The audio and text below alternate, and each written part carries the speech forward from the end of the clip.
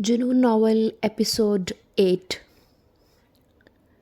کیا تمہارے میاں نے اس کو کمرہ کرائے پر دینے سے پہلے یہ معلوم کیا تھا کہ وہ کہاں کا رہنے والا ہے، کب کراچی آیا، کس خاندان کا ہے، اس کے خاندان کے باقی لوگ کہاں ہیں، وغیرہ وغیرہ؟ اس نے تو یہ بتایا تھا کہ وہ پنجاب کا رہنے والا ہے، زبیدہ نے کمزور سی آواز میں کہا، لیکن اس سے زیادہ اپنے بارے میں کچھ بھی نہیں بتایا۔ کیا تمہارے میاں نے اس جگہ سے اس کے بارے میں کوئی انکوائری کی تھی جہاں وہ پہلے رہتا تھا؟ خالدہ مکرم ڈی ایس پی غلام نبی کی ہدایت پر پوری طرح علم کر رہی تھی۔ وہ اس کے پڑھائے ہوئے سبق کو حرف بحرف دہرا کر زبیدہ کو زیادہ سے زیادہ پریشان اور خوفزدہ کرنے کی کوشش کر رہی تھی۔ جو کچھ معلوم کرنا تھا اس کے لیے زبیدہ کو ڈرانا دھمکانا بہت ضروری تھا۔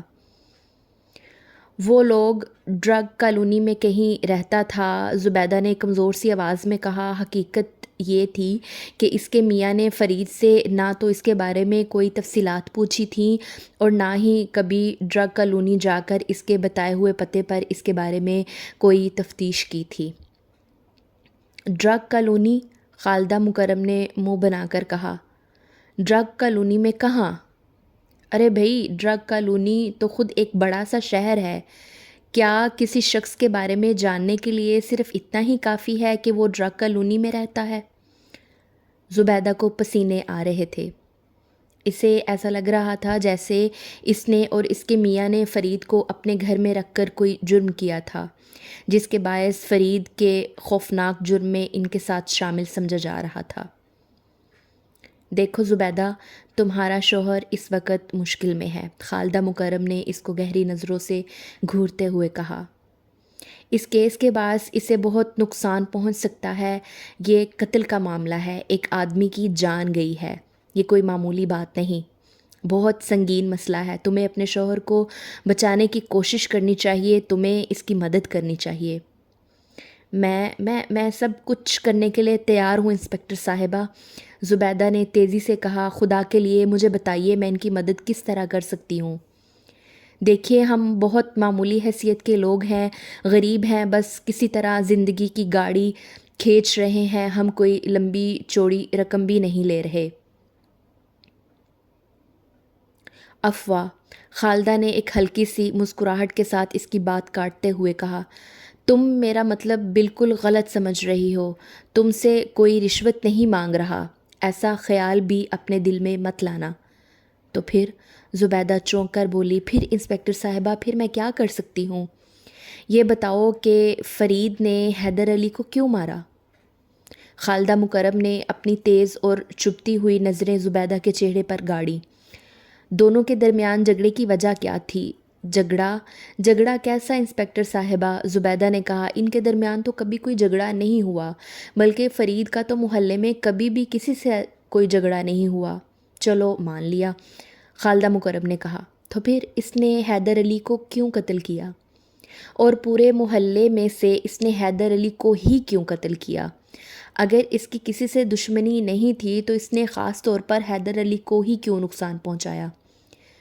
اس بارے میں کوئی کچھ نہیں جانتا انسپکٹر صاحبہ، زبیدہ نے ضد ہوتے ہوئے کہا۔ پولیس والے میرے میاں سے، محلے کے دوسرے لوگوں سے اور خود حیدر علی کی بیوہ زرینہ سے کتنی بار یہ سوال کر چکے ہیں، لیکن اس سوال کا جواب تو کسی کے پاس ہی نہیں، صرف فرید ہی اس کا جواب جان سکتا ہے۔ دیکھو زبیدہ، خالدہ مکرم کی آواز دھیمی ہو گئی، تم عورت ہو اور عورتیں ایسی باتوں کو مردوں کے مقابلے میں بہت جلدی سمجھ لیتی ہیں۔ مرد کی نظر دھوکہ کھا سکتی ہے مگر عورت کی نظر دھوکہ نہیں کھاتی۔ میں تم سے رازداری کے ساتھ ایک بات پوچھنا چاہتی ہوں، اور اگر تم اپنے میاں کی مشکلات سے بچانا چاہتی ہو تو اس کا ذکر کسی اور سے ہرگز نہ کرنا، اور صرف اپنے تئیں میرے اس سوال کا جواب تلاش کرنے کی کوشش کرنا۔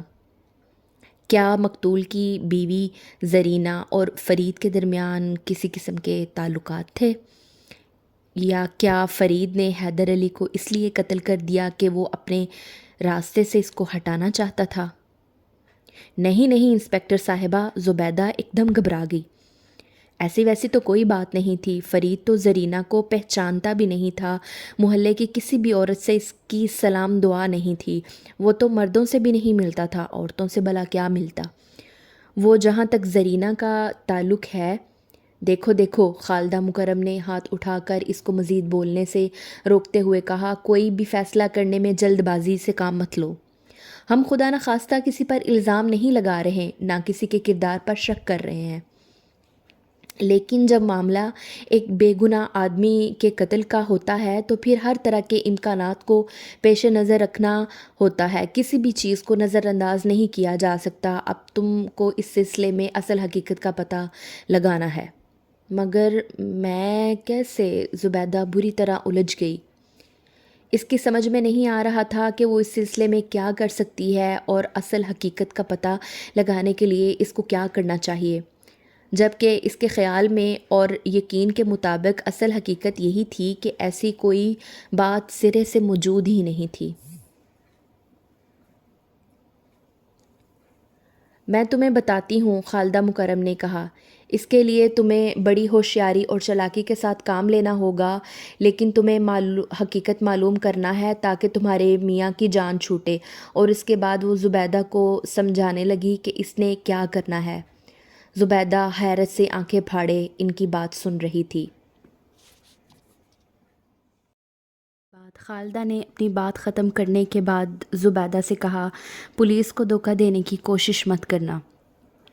اگر تم نے جھوٹ سے کام لیا اور پولیس کو گمراہ کرنے کی کوشش کی تو تمہارے حق میں اچھا نہیں ہوگا، اور تم سے زیادہ خرابی کا سامنا تمہارے میاں کو کرنا پڑے گا، اس بات کو اچھی طرح سے سمجھ لو۔ نہیں نہیں، آپ اطمینان رکھیں انسپکٹر صاحبہ، زبیدہ نے کہا، میں آپ سے کوئی غلط بات نہیں کہوں گی، صرف وہی کہوں گی جو سچ ہے۔ میں تمہارے گھر وردی میں بھی آ سکتی تھی، خالدہ مکرم نے کہا، لیکن میں صرف اس وجہ سے سادہ کپڑوں میں آئی کہ مجھے وردی میں دیکھ کر سارے محلے میں شور مچ جاتا کہ فرقان کے گھر لیڈی پولیس آئی ہے، اس سے تمہاری مشکلات میں اضافہ ہوتا۔ اب کسی کو نہیں معلوم کہ تمہارے پاس لیڈی پولیس آئی ہے اور کوئی کام تمہارے سپرد کیا گیا ہے۔ ہم تو تمہاری عزت کا خیال رکھ رہے ہیں، اب تم بھی اپنی عزت کا خیال رکھو۔ میں ایسا ہی کروں گی جیسا کہ آپ کہہ رہی ہیں، زبیدہ نے سہمی ہوئی آواز سے کہا۔ سوائے اپنے میاں کے اور کسی سے اس بات کا ذکر مت کرنا، خالدہ مکرم نے اٹھتے ہوئے کہا، میں ہفتے 10 دن کے بعد تمہارے پاس دوبارہ آؤں گی، شاید اس وقت تک تم کچھ کام کر چکی ہوگی۔ دونوں عورتیں وہاں سے چلی گئیں۔ ان کے جانے کے بعد زبیدہ جلدی جلدی اپنے کام میں مصروف ہو گئی، کھانا پکانے کا کام ادھورا پڑا ہوا تھا، ان دونوں عورتوں نے آ کر اس کا دماغ خراب کر دیا تھا، اور اب اس کے ذہن اس قدر منتشر ہو چکا تھا کہ اس کی سمجھ میں ہی نہیں آ رہا تھا کہ وہ چھوڑے ہوئے ادھورے کام کا از سر نو آغاز کہاں سے کرے۔ سب کچھ گڈمڈ ہو کر رہ گیا تھا۔ اس تازہ پریشانی نے ان کو ہلا کر رکھ دیا تھا، خدا نہ کرے کہ فرقان کسی مصیبت میں مبتلا ہو جائے۔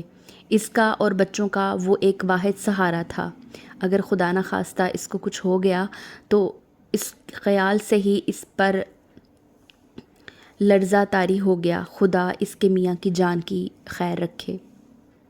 غلام نبی کے منصوبے کے تحت فرقان کی بیوی زبیدہ کو ایک کام سے لگایا گیا اور اس کے ساتھ ہی فرید کے بارے میں چھان بین کے ایک نئے سلسلے کا آغاز کر دیا گیا۔ لانڈی میں کپڑوں پر مشینوں سے کڑھائی کا کام کرنے والا اس کارخانے کے مالک کا نام مراد علی تھا۔ فرید اس کے کارخانے میں کپڑوں پر کڑھائی کیا کرتا تھا۔ جب فرید نے حیدر علی کو قتل کر ڈالا تو اس کے فوری طور پر فرید کے سلسلے میں کی جانے والی تفتیش کے درمیان جواد حسین نے اپنے ایک ماتحت کو لانڈی کے اس کارخانے میں بھی بھیجا، وہ وہاں جا کر فرید کے کوائف حاصل کرے، لیکن کارخانے کے مالک مراد علی کو اس بارے میں اس سے زیادہ کچھ بھی نہیں معلوم تھا کہ وہ پہلے کہیں ڈرگ کالونی میں رہتا تھا اور پھر اس نے کورنگی میں کوئی کمرہ کرائے پر لیا تھا۔ میں اس کے بارے میں اس سے زیادہ کچھ نہیں جانتا، مراد علی نے پولیس والوں کو بتایا، البتہ ایک بات میں ضرور جانتا ہوں، اور وہ یہ کہ وہ نہ صرف ایک بہت اچھا کاریگر تھا بلکہ بہت ذمہ دار تھا۔ اس کے کام میں رتی برابر بھی خرابی نہیں تھی، اور اگر ہوتی بھی تو وہ بغیر کہے خود ہی اسے درست کر لیتا تھا۔ میں اس کے کام سے بہت زیادہ مطمئن تھا، خدا معلوم اسے بیٹھے بٹھائے کیا ہوا کہ اس نے ایک آدمی کو مار ڈالا۔ پولیس والے سرسری پوچھ گچھ کے بعد واپس چلے آئے۔ کارخانے سے اس کے بارے میں کوئی بھی معلومات حاصل نہ ہو سکی سوائے اس کے کہ وہ بہت ہی کم گو اور کم امیز انسان تھا۔ وہ سب سے الگ تھلگ اپنی ہی دنیا میں گم رہتا تھا اور اپنے بارے میں کبھی بھی کوئی بات نہیں کرتا تھا۔ چونکہ وہ کسی سے بھی اپنے بارے میں کوئی بات نہیں کرتا تھا، اس لیے دوسرے کاریگر بھی اس کی ذات میں کوئی دلچسپی نہیں لیتے تھے اور اس کے معمولات کے بارے میں کچھ بھی نہیں جانتے تھے۔ اس روز جب ASI جواد حسین لانڈی میں مراد علی کے کارخانے پہنچا اور اس نے مراد علی کو بتایا کہ وہ فرید کے کیس کی تفتیش کے سلسلے میں اس کے پاس آیا ہے تو مراد علی کو تعجب ہوا۔ پہلے بھی پولیس کے لوگ آئے تھے اور ہم فرید کے بارے میں جو کچھ جانتے تھے وہ ہم نے ان کو بتا دیا، مراد علی نے ASI سے کہا۔ اب وہ میں نہیں جانتا، جواد حسین نے اس کی بات کاٹتے ہوئے کہا۔ ہمیں اس سلسلے میں مزید تفتیش کرنی ہے۔ مزید تفتیش کا آغاز مراد علی سے ہوا اور پھر دوسرے تمام کاریگر سے فرداً بہت تفصیلی بات چیت ہوئی۔ معلوم ہوا کہ فرید پچھلے 2 سال سے اس کارخانے میں کام کر رہا تھا۔ اس عرصے کے دوران کبھی ایک بار بھی کوئی شخص اس سے ملنے کارخانے نہیں آیا۔ اس نے اپنے بارے میں یہ بتایا تھا کہ اس کا تعلق پنجاب سے ہے، لیکن اس عرصے میں وہ کبھی ایک بار بھی چھٹی لے کر پنجاب نہیں گیا۔ اس کارخانے میں کام کرنے سے پہلے وہ ڈرگ کالونی کے کسی کارخانے میں کام کرتا تھا، لیکن وہ کارخانہ بند ہو گیا اور اسے دوسری ملازمت یہاں لانڈی کے کارخانے میں ملی۔ اس کے پاس شناختی کارڈ نہیں تھا۔ اس کا کہنا تھا کہ اس نے بنوایا ہی نہیں۔ جواد حسین اب ان خطوط پر تفتیش کر رہا تھا جو DSP غلام نبی نے متعین کیے اور جن کے مطابق سب سے زیادہ ضروری بات یہ تھی کہ اس شخص کے گھر اور خاندان کا پتہ لگایا جائے۔ کارخانے میں نوکری کرنے کے لیے رجسٹر میں اندراج کی غرض سے اس نے اپنے والد کا نام حمید لکھوایا تھا، فرید حسین ولد حمید حسین، لیکن پتہ کراچی کی ڈرگ کالونی کا لکھوایا تھا۔ جواد حسین نے سب سے زیادہ تفصیلی گفتگو امتیاز علی نامی کاریگر سے کی جو فرید کے برابر ہی کام کرتا تھا۔ جواد حسین نے اس سے کہا کہ وہ اپنے دماغ پر اچھی طرح زور دے کر بتائے کہ کیا کبھی فرید نے اپنے خاندان یا گھر والوں کے بارے میں اس سے کوئی بات کہی تھی؟ جواد حسین کے اصرار پر امتیاز علی کافی دیر تک سوچتا رہا اور اپنے دماغ پر زور دیتا رہا۔ صاحب، وہ چڑیا تو اپنے بارے میں کبھی بھی کوئی بات نہیں کرتا تھا، لیکن مجھے ایسا یاد پڑتا ہے کہ ایک بار اس نے کہا تھا کہ اس کا گھر چکوال میں بسوں کے اڈے کے قریب کہیں تھا۔ ہاں صاحب، مجھے یاد آ رہا ہے، اس نے یہی کہا تھا، چکوال میں بسوں کے اڈے کے قریب۔ جواد حسین نے اپنے اندرونی ہیجان پر قابو پاتے ہوئے کہا، لیکن کیا اس نے اپنے خاندان وغیرہ کے بارے میں کچھ اور بھی بتایا؟ جی نہیں، امتیاز علی نے کہا، مجھے ایسا کچھ یاد نہیں پڑتا۔